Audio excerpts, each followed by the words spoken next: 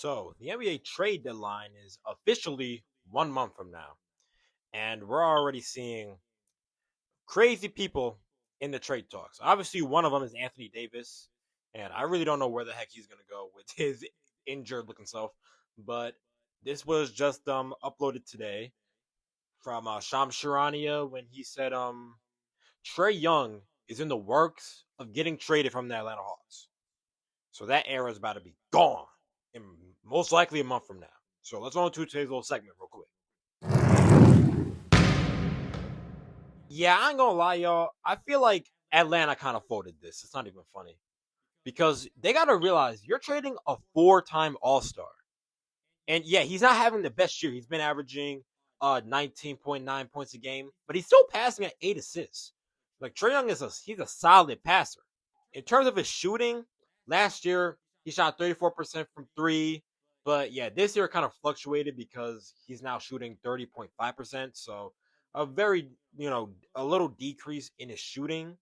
It's something Atlanta really thought that, they were a little nervous about. Jalen Johnson, he's been evolving. He's been averaging 24 points, 10 rebounds. So he's been a little bit more of the franchise player than Trae Young has, even though Trae Young got there, before he did.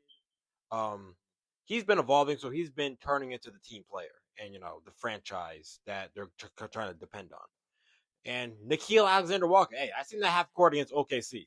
He's been averaging about 20 points, even though last game, which was today against the Raptors, he didn't play that great, but he only played 8 minutes, had 5 points. But when he's on the floor playing like at least 30 minutes, he's averaging at least 19, 20. So he's a pretty solid player. Now, honestly, do I blame Trae Young for demanding or like working out a trade to get out of Atlanta? No.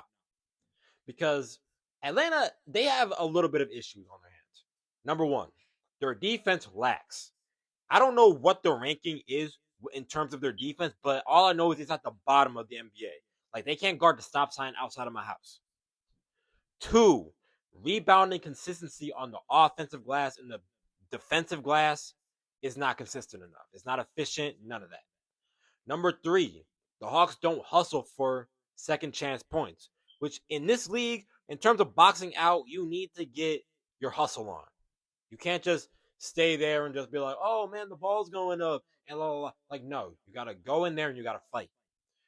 Number four, Porzingis. When I said Porzingis was going to traded to the Hawks, I was like, bro, I think the Hawks are going to have a good year on their hands.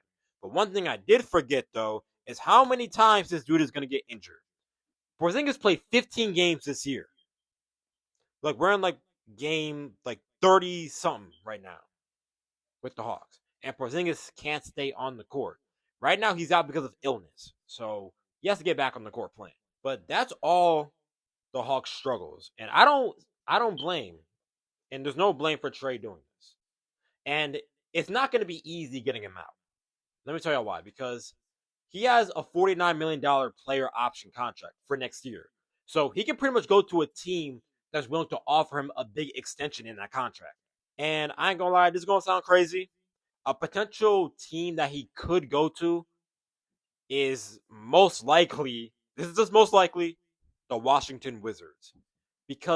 Mostly because of himself and CJ McCollum, because CJ McCollum's $64 million contract is expiring, I believe, after this year.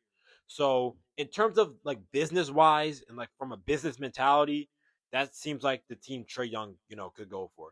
But I don't really know if Trae Young would really want to go to Washington because, if he accepts this deal and he goes to Washington and, you're helping out CJ McCollum, then, he can pack his belongings and go to DC.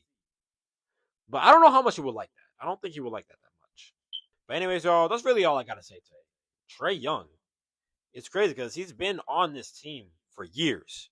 And, to see him wanting to get out is crazy and him going to a new team.